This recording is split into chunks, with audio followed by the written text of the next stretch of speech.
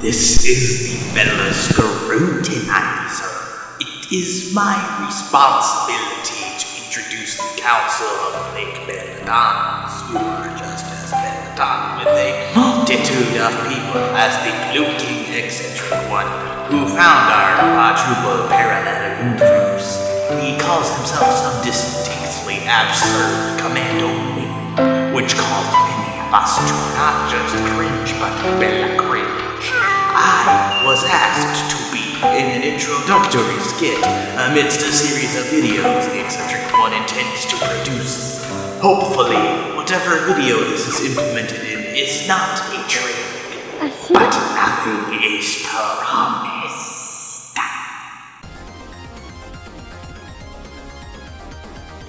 Of all the places we could convene, why did it have to be Ravnica? Well, I'm here. Video essays have always intrigued me. I've never really been any good at writing essays, though. In high school, I remember barely passing IBHL English all the way, every day, because of my utter ineptitude with them. I remember watching the Nostalgia Critic and other that guy with the glasses individuals while trying to get good at essay writing so I could succeed in life.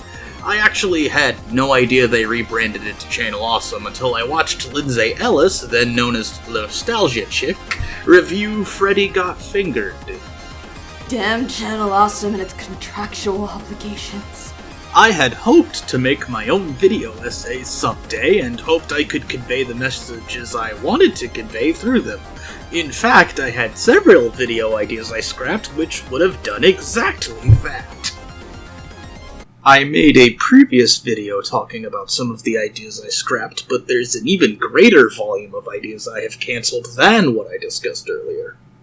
For the sake of brevity, I have screen capped some paragraphs detailing a handful of ideas I scrapped. I would rather not go over them for too long, given I could potentially revisit these at some point. For now, I have deemed these more trouble than they're worth, and will probably attempt to do something else related to them. I must apologize. I couldn't help but see you were talking to yourself and wondered whom you intended to be talking to. I was waiting for Trapixium so that I could collaborate with him on this project. He's still on hiatus and has been for at least a month.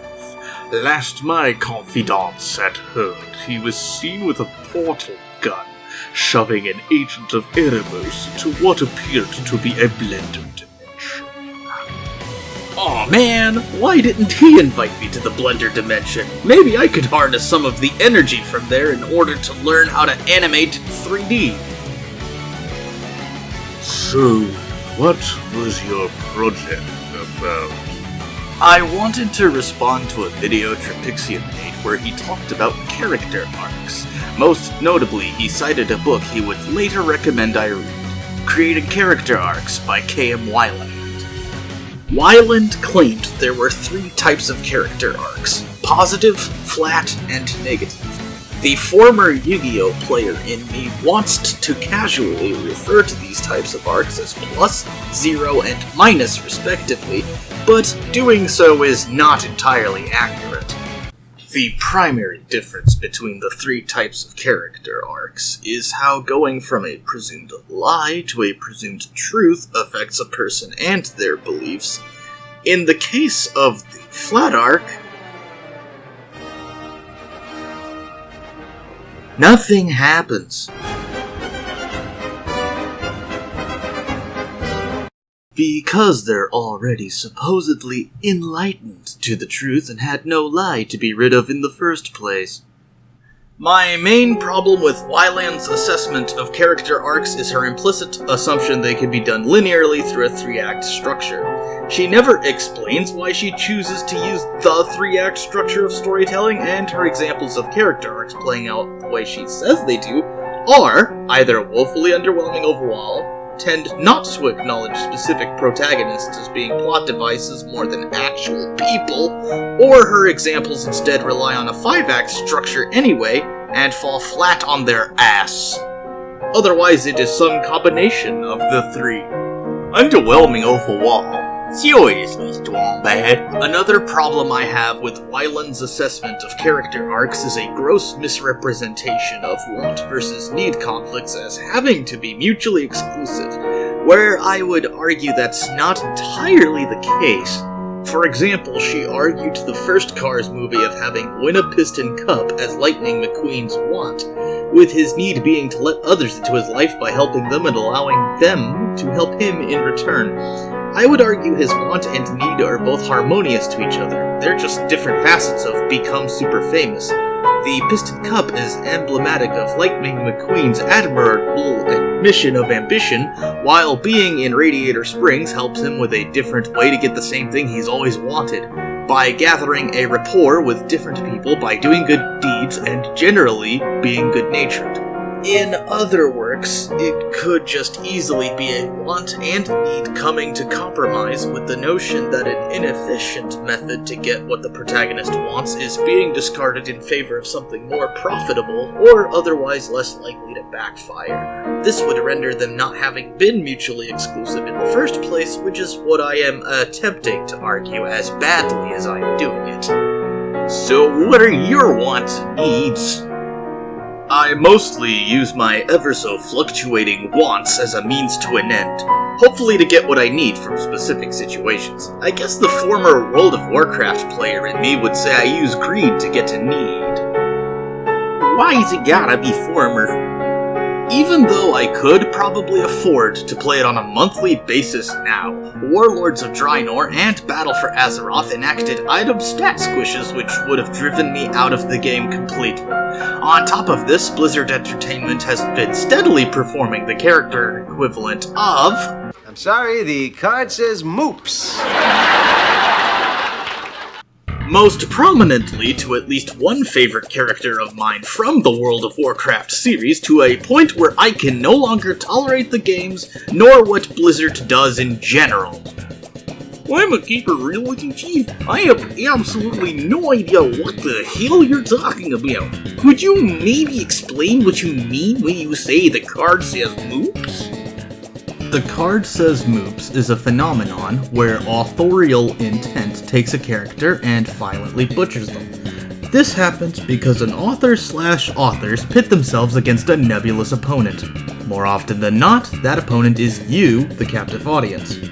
As the author is the one with the power, and the character they are ruining has no autonomy of their own because they're fictional, the author will warp the character to suit their own twisted desires, often at the expense of logic and reasoning. They will also attempt to figuratively skewer the critics of their usage of cards as moops. The authors often have a corresponding hidden agenda behind what they are doing, and it is always selfish. However, the execution of said agenda may have benefits to other people. These are entirely on accident and should not be regarded as the authors acting in good faith. The ensuing card says moops tactic will occasionally also break a presumptive status quo, and sometimes it is invoked through use of a deliberate plot twist, typically accompanied by poor justification. Not only will the status quo be broken, but so will the story's tone, narrative cohesion, and ability to be immersed in. When K.M. Wyland used The Hunger Games as an example of a flat arc, she was giving credibility to a book that is just fine solely on its own. However, this unintentionally encouraged the card says moops because the Hunger Games trilogy doesn't keep a consistent truth or lie throughout. As I learned the hard way by reading both Catching Fire and Mockingjay, most of the flat arc from the Hunger Games was rendered totally invalid by the happenstances in them. What I gleaned from this trilogy is to never try writing a third-person narrative through a first-person perspective, because the truth being subverted on a literal coin left a foul taste in my mouth. What the card says moops tells me is that lies and truths do not matter when writing a story. That presents a major complication when trying to take the suggestions Wyland offers in her book. Even Magic the Gathering is not above card says moops. One of the Gatewatch members, Nissa Ravain, has been flagrantly made inconsistent by it. She used to be an enormous elf supremacist on Zendikar, who was the downfall of her own plane, due to not trusting Soren Markov, a foreign vampire planeswalker who was more of a good guy than she gave credit for. Do not touch the rubbish. I kind of needed to segue to the Gatewatch Walkers and Nicol Bolas. Nay, double nay! Virtually not about them is relevant anymore. I guess I can wait to watch the Netflix show and see if it's any good. I will await it with bated breath, and there isn't much else to it, really. The only remaining video I personally have planned right now for Magic the Gathering content, at least before Standard rotates again, is a Waste Not Storm combo showcase for the Modern format. I keep wanting to call it How to Waste Not Storm 101 because I'm partially inspired by Kaminok Cat's former How-To series from their former Yu-Gi-Oh! Days. Oh, that reminds me. I think I was supposed to tell you it's okay for you to return to Yu-Gi-Oh! Whenever you want. I'm still boycotting Konami. Nothing's changed since 2017 from what I can discern. You could just play on Yu-Gi-Oh! Pro, which I don't believe is supported officially by Konami in any capacity I can think of. Even if it was, you still play Magic the Gathering despite the fact Wizards of the Coast still has Mike Merles under its employ, and he enabled the abuse of several people at the hands of that rat colony bastard Zach Yes.